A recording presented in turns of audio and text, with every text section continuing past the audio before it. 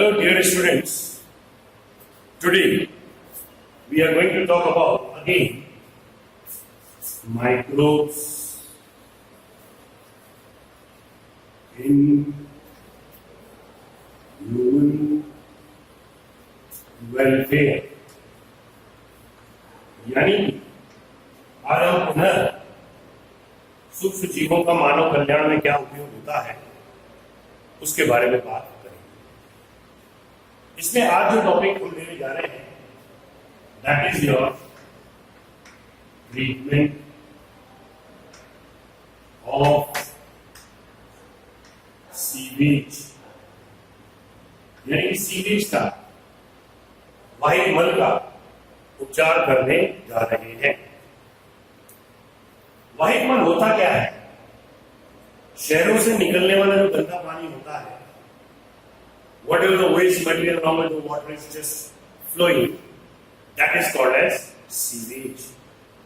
अगर इस गंदे पानी को, इस सीवेज को हम नेचुरल वाटर बॉडीज में डाल देते हैं, प्राकृतिक जलकाय के अंदर, जैसे कि नदियों में, झरनों में, वो दूषित होगा। क्यों? क्योंकि वो जो सीवेज आ रहा है, वाहित मल आ रहा है, उसमें अनेक प्रकार की ऑर्गेनिक इम्प्योरिटीज होती है, कार्बनिक अशुद्धता होती है, कई हानिकारक पैथोजेंस यानी कि रोगकारी अवयव पाए जाते हैं।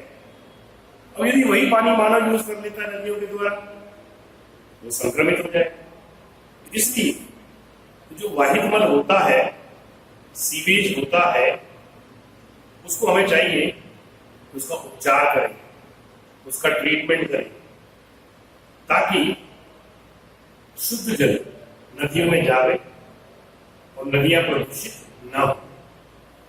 अब सीवेज ट्रीटमेंट करने के लिए दो विधियां हैं, two methods are there. Number 1 is your primary treatment,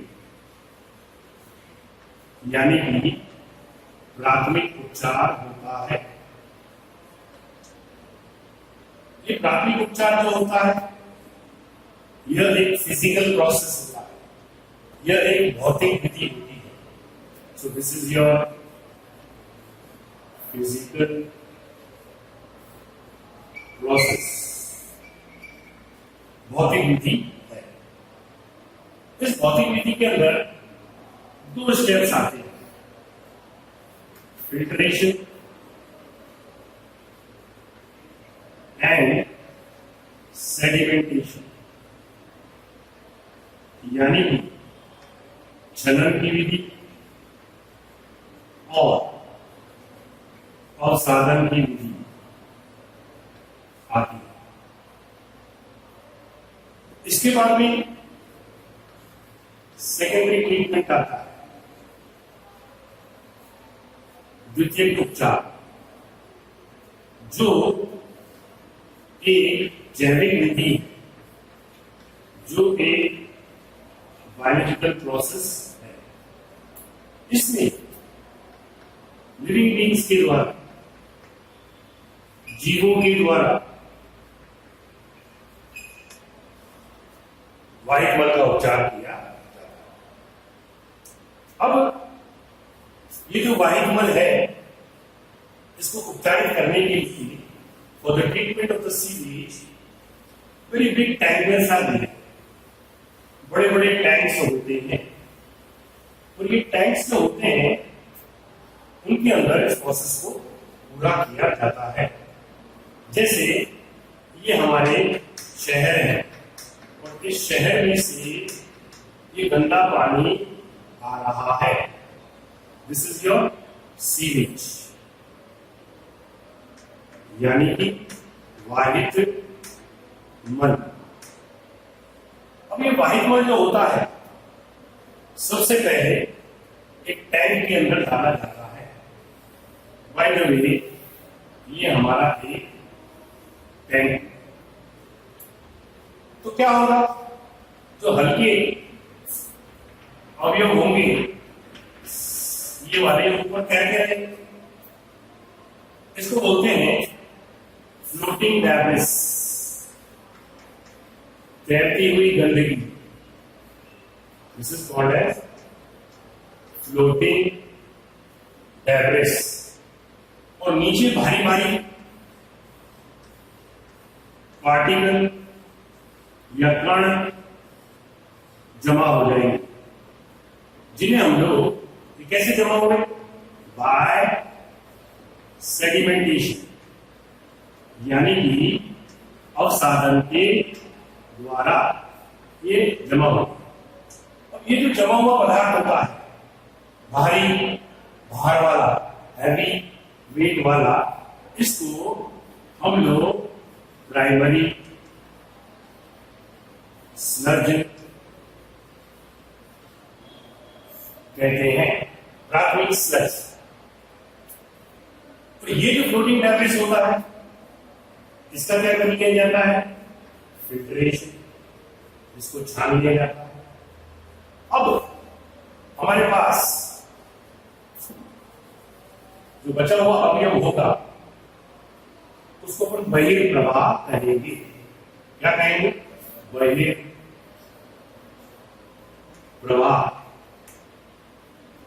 English में इसे हम इफ्लुएंट कहते हैं। अब इसका एक भाग, कुछ भाग जो होता है वह एक टैंक में डाला जाता है, जिसको हम लोग एरिएशन टैंक कहते हैं। ये एरिएशन टैंक हो गया।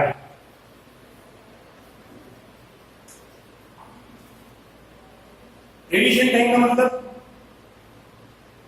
इसके अंदर एयर सप्लाई की जाती है और इसमें विलोडक होते हैं, घूमने वाले पंखड़ियों, जैसे पंखा घूमता है ऐसे ये विलोडक हमको देखने को मिलते हैं। तो पानी के साथ में वो अवयव मिक्स होता है।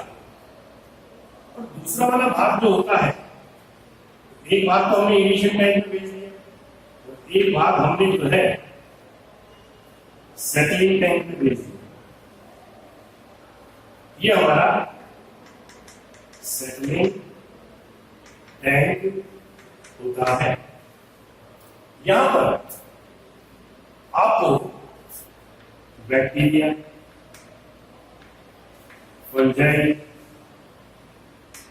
इनके फ्लॉक मिलते हैं, समूह मिलते हैं। इसको हम लोग बोलते हैं bacterial floc. This is called as bacterial floc. ये बैक्टीरियल फ्लॉक जो होता है, अब इसको एनारोबिक डाइजेस्टर में डाला जाता है। अवायवीय पाचन, एनारोबिक डाइजेस्टर में डाला जाता है। जो बैक्टीरियल फ्लॉक होता है उसका कुछ भाग वापस एरिएशन टैंक के अंदर डाला जाता है। जैसे दूध को दही में बदलने के लिए थोड़ा सा दही डालते हैं, उसको बोलते हैं इंग्लिश में इनोक्यूलम। तो कुछ इनोक्यूलम जो होता है वो वापस एरिएशन टैंक के अंदर डाल दिया जाता है, ताकि वहां पर वृद्धि हो सके जीवाणुओं की, जो कि एरोबिक होते हैं। अब एनारोबिक डाइजेस्टर के अंदर तो एनारोबिक बैक्टीरिया मिलेंगे। ये एनारोबिक बैक्टीरिया उस इक्विपमेंट के अंदर जो यहां पर आया है, वह अन्य हानिकारक जीवाणुओं, अन्य हानिकारक पदार्थों को डिकम्पोज कर देगी, यानी कि अपघटित कर देंगे। अपघटित करने में ऑक्सीजन काम में आएगी बैक्टीरिया के द्वारा, तो बीओडी जो होगी वो बढ़ जाएगी। बीओडी का मतलब होता है जैविक ऑक्सीजन मांग, यानी कि बायोलॉजिकल ऑक्सीजन डिमांड। यहां से क्वेश्चन ये लोग बीओडी के अंदर बनाते हैं। तो जैसे ये तालाब है और अगर 20 लोग हैं या 20 मछलियां हैं, उन्होंने बहुत सारी ऑक्सीजन को काम में ले लिया, तो पानी में ऑक्सीजन की कमी होगी, इसका मतलब गंदगी बढ़ गई, यानी कि प्रदूषण हो गया। तो बीओडी अगर होती है ज्यादा तो पॉल्यूशन भी देखने को मिलता है। बीओडी की परिभाषा आपको याद होनी चाहिए। It is the amount of oxygen consumed by the decomposers. Decomposer कौन है? Bacteria. Of 1 litre of water, 1 litre जल के अंदर उपस्थित अवयवों को अपघटित करने, कार्बनिक अवयवों को अपघटित करने के लिए जितनी ऑक्सीजन उपयोग में ली जाती है उसको हम जैविक ऑक्सीजन मांग कहते हैं। जब ऑक्सीजन कमी हो जाएगी तो जल प्रदूषित हो जाएगा, पॉल्यूटेड हो जाएगा। तो ये फॉर्मूला याद कर लो, BOD is directly proportional to the pollution. BOD increases, it means that is your polluted water. अब इसमें से ये गैसेस निकलती है। इन गैसों को, क्योंकि जीवों से पैदा हुई है, हम लोग बायोगैस कहेंगे। और ये बायोगैस कितने प्रकार की होती है? 3 प्रकार की। एक होती है CH4, एक होती है H2S, जिसे तो सारा चीज CO2, लेकिन H2S इन्होंने दिया है और एक इन्होंने दिया है CO2। ये बायोगैस होती है और इस बायोगैस का उपयोग जो है हम ईंधन के रूप में करते हैं। तो ये है हमारी बायोगैस बन गई इससे। और 3 तरह का ट्रीटमेंट में 2 प्रकार का होता है। एक कहलाता है प्राइमरी ट्रीटमेंट, एक कहलाता है सेकेंडरी ट्रीटमेंट, और एक कहलाता है तीसरा जो एनसीईआरटी ने मेंशन नहीं कर रखा है। और तीसरा ट्रीटमेंट जो होता है उसको बोलते हैं फिजियोकेमिकल ट्रीटमेंट, यानी भौतिक रासायनिक ट्रीटमेंट। अपने कोर्स में 2 ट्रीटमेंट है, primary treatment and secondary. Primary is your physical and secondary is your biological. इसमें जो क्वेश्चन जो बनता है वो बीओडी में से बनता है, बायोलॉजिकल ऑक्सीजन डिमांड में से बनता है। ओके, अब ये जो बायोगैस निकलती है ये एक विशेष प्रकार के जीवाणु के द्वारा भी बनती है। हमारी मिनिस्ट्री है the environment, the ministry of environment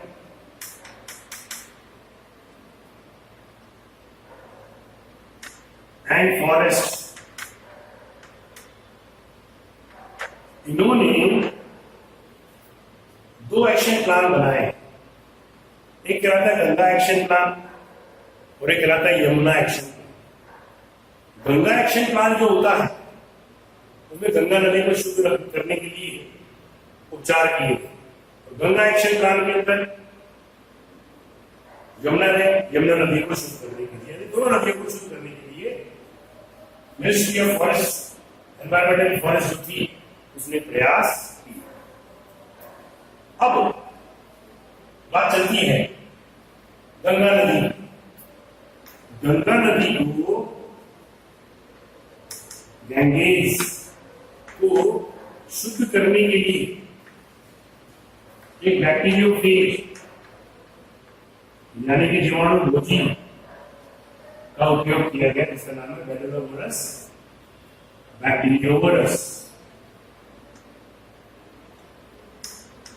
हमारी गंगा नदी काफी अशुद्ध हो चुकी है क्योंकि लोग वहां पर जाकर स्नान करते हैं, बाल मुड़वाते हैं, कपड़े धोते हैं, बनारस सिटी के जितने भी हॉस्पिटल्स हैं उन हॉस्पिटल्स के अंदर जो है गंदी गंदी चद्दरें जो होती है वो वही वही सफाई होती है उनकी।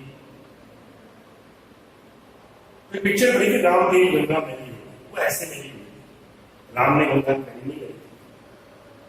तो इंदिरा गांधी जी ने ये वाला जीवाणु भोजी उस नदी में डलवा दिया।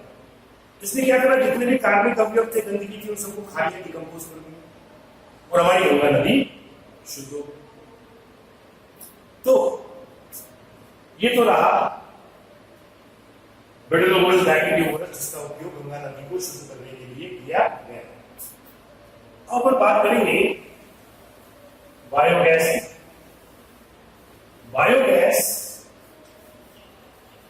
जो होती है वो भी हमने पढ़ा, मीथेन भी होती है, H2 भी होती है, CO2 भी होती है।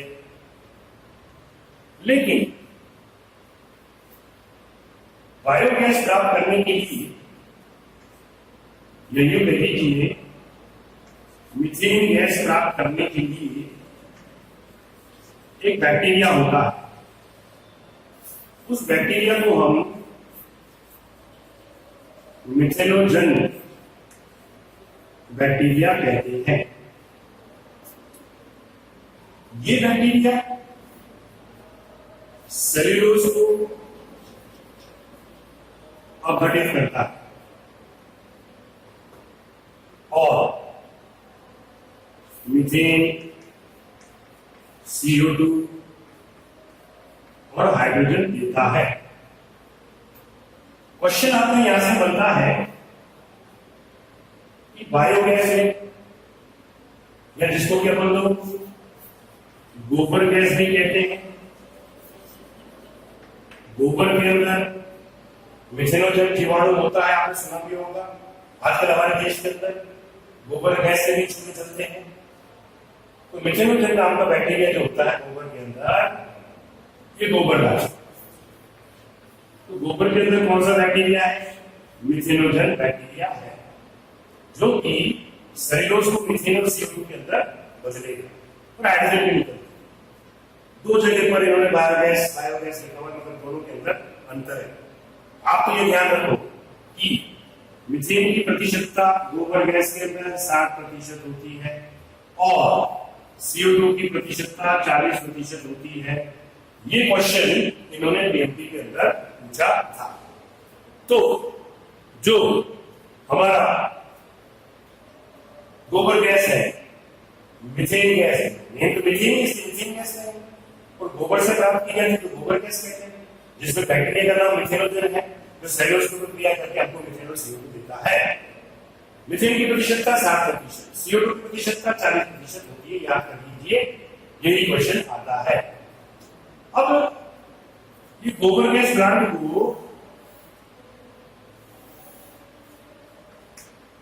बनाने के लिए हमारे देश के अंदर कौन सी दो संस्थाएं हैं? एक कहलाती है IARI, जिसको कि हम लोग इंडियन एग्रीकल्चरल रिसर्च इंस्टीट्यूट कहते हैं। तो this is your Indian agricultural research institute. कहां पर है ये भी पूछा गया था एक बार, तो न्यू दिल्ली में गया था। और एक है ABIC,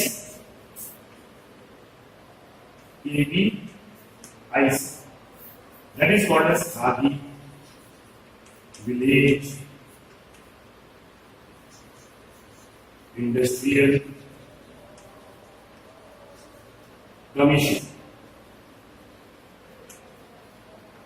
ये दो संस्थाएं ऐसी हमारे देश में जो गोबर गैस प्लांट के लिए उत्तरदायी है या बायोगैस प्लांट के लिए उत्तरदायी है। आते हैं इनमें से क्वेश्चन, थ्योरेटिकल है, ऐसी कोई टेक्निकल चीज नहीं है चैप्टरों को समझाने के अंदर, सिर्फ ये जनरल नॉलेज का चैप्टर है और इस जनरल नॉलेज के चैप्टर को जनरल नॉलेज की तरह याद कर लो। अब हमारे पास में बात चलेगी बायोलॉजिकल कंट्रोल, बायोलॉजिकल कंट्रोल।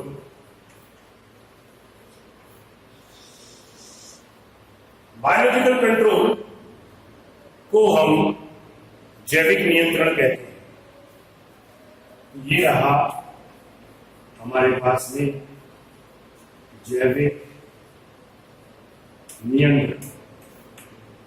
क्या मतलब हुआ जैविक नियंत्रण? जीव से जीव का नियंत्रण। अब कैसे?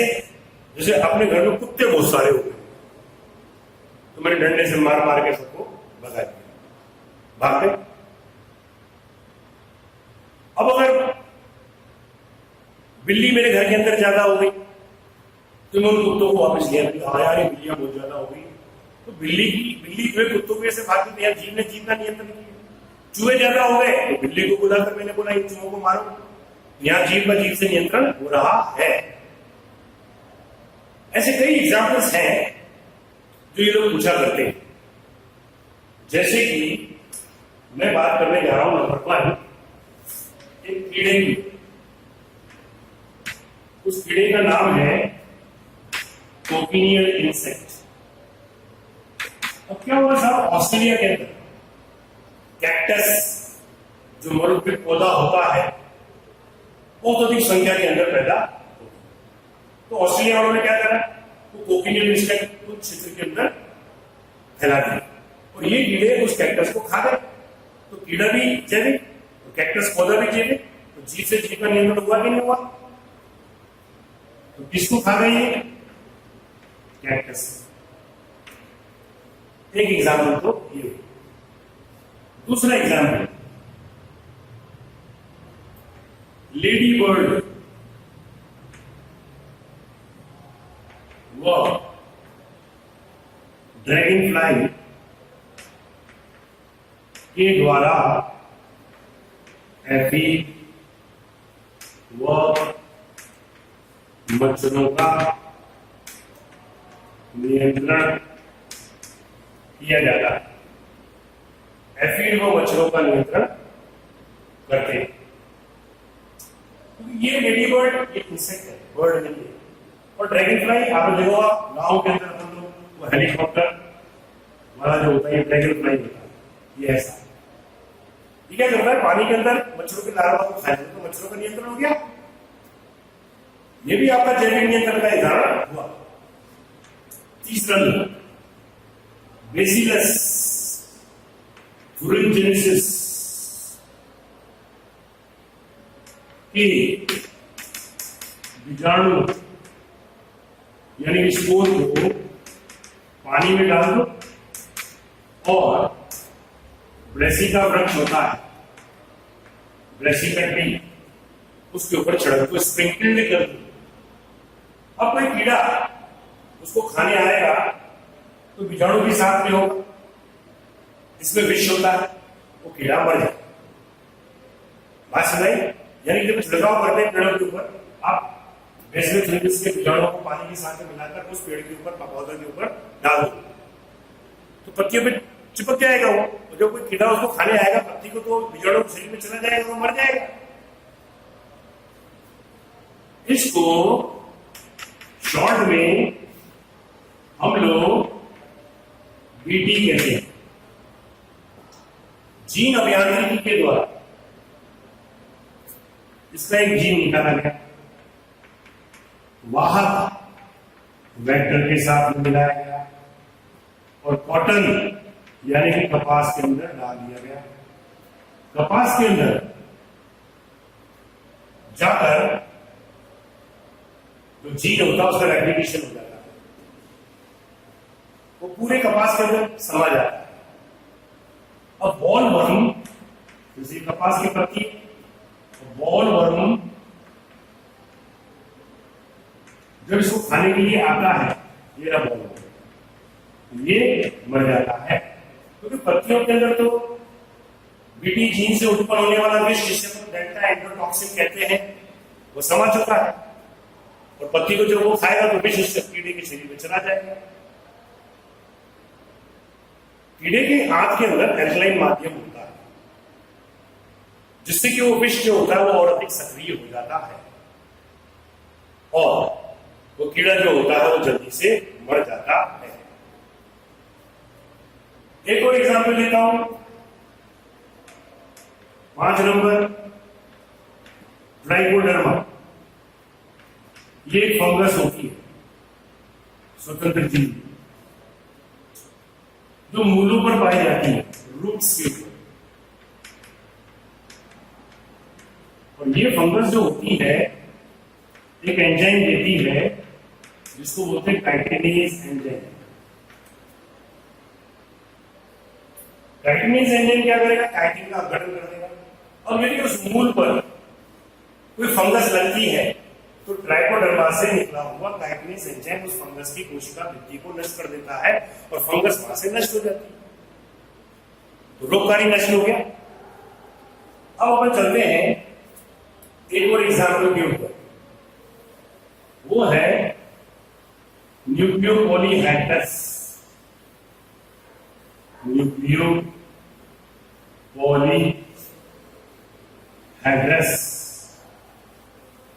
के बारे में।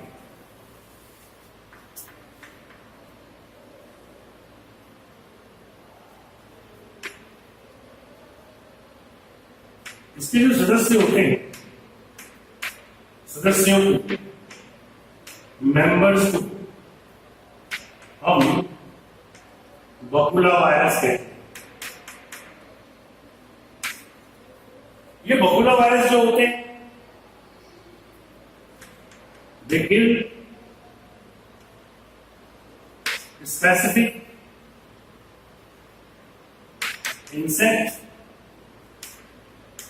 and arthropod। ये जो है विशिष्ट कीड़े और आर्थ्रोपोड को मारते हैं। इसलिए पॉइंट ये बनता है कि ये लोग जाति विशिष्ट होते हैं। वेरी इंपॉर्टेंट पॉइंट बॉक्स में लिखना हो, स्पीशीज स्पेसिफिक होते हैं, यानी जाति विशिष्ट होते हैं। डन। अब लोग कीड़े मारने हैं तो बकुला वायरस डालो, तो बकुला वायरस क्या करेगा? उन कीटों को, इंसेक्ट्स को और आर्थ्रोपोड को ही मारेगा, बाकी को तो हानि नहीं पहुंचा रहा। इसका मतलब इसका जो प्रभाव होता है वो सीमित होता है। इसलिए हम कहते हैं कि बकुला वायरस को हम नैरो स्पेक्ट्रम के रूप में काम में लेते हैं। नैरो स्पेक्ट्रम के रूप में काम में लेते हैं। ओके, चलिए साहब, ये हमारा बायोलॉजिकल कंट्रोल हो गया। अब ये कंट्रोल वैसे तो जो बेटा कई प्रकार का होगा। एक होता है केमिकल कंट्रोल, रसायन आपने रख दिया तो कीड़ों की स्पाइरकल्स में जमा हो जाता है, सांस नहीं ले पाता, कीड़ा मर जाता है। एक होता है सिस्टमिक कंट्रोल, तो विष उसके सिस्टम में जाता है, जैसे कि बीटी कॉटन के अंदर गया था, वो सिस्टमिक कंट्रोल का एग्जाम्पल है। हालांकि वह विष हमने जीवों से प्राप्त किया, इसलिए उसको बायोलॉजिकल कंट्रोल कह रहे हैं। Now we are going to talk about bio fertiliser, यानी कि जैव उर्वरक। क्या मतलब हुआ? जब किसी लिविंग बीइंग को, जीव को फर्टिलाइजर के रूप में उपयोग करके, उर्वरक के रूप में उपयोग करके कृषि की जाती है, खेती की जाती है, फार्मिंग की जाती है, तो इस कृषि को हम लोग जैविक कृषि कहते हैं, यानी कि ऑर्गेनिक फार्मिंग कहते हैं। बनता है क्वेश्चन, जैविक कृषि क्या होती है? When any organism uses fertilizer for the farming, जब कोई जीव उर्वरक के रूप में कृषि में उपयोग किया जाता है तो उसको हम लोग बोलते हैं जैविक कृषि या ऑर्गेनिक फार्मिंग कहते हैं। अब ऐसे कौन कौन से जीव हैं जिनका की उपयोग बायो फर्टिलाइजर के रूप में किया जाता है? चलो अपन शुरू से शुरू करते हैं। साइनोबैक्टीरिया को, यानी कि ब्लू ग्रीन एल्गी, हमने एनाबीना साइक्लिडी,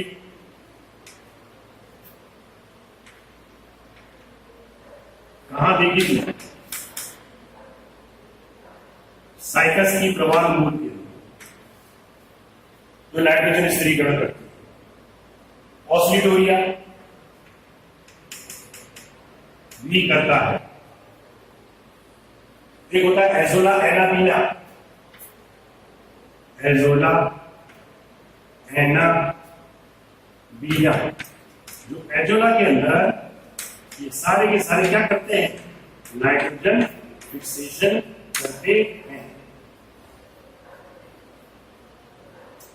अब हमारे पास में दूसरा आता है बैक्टीरिया, राइजोबियम बैक्टीरिया। खूब पढ़ा अपन ने। ये कैसा बैक्टीरिया है? सजीवी जीवाणु, सिम्बायोटिक बैक्टीरिया, जो लेग्यूम में, मटर कुल के पौधों में नाइट्रोजन फिक्सेशन करता है। तीसरा, अगर अपन लेते हैं तो माइक्रोराइजा,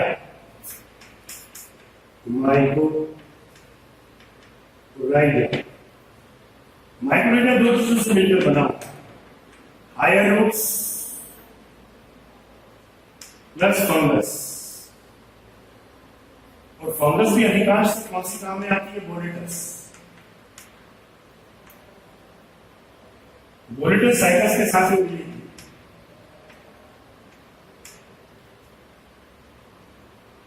देख लीजिए एक्टोमाइक्रोराइजा की। और दूसरी होती है ग्लोमस, वो एंडोमाइक्रोराइजा के रूप में। क्वेश्चन ये बनता है कि माइक्रोराइजा में फंगस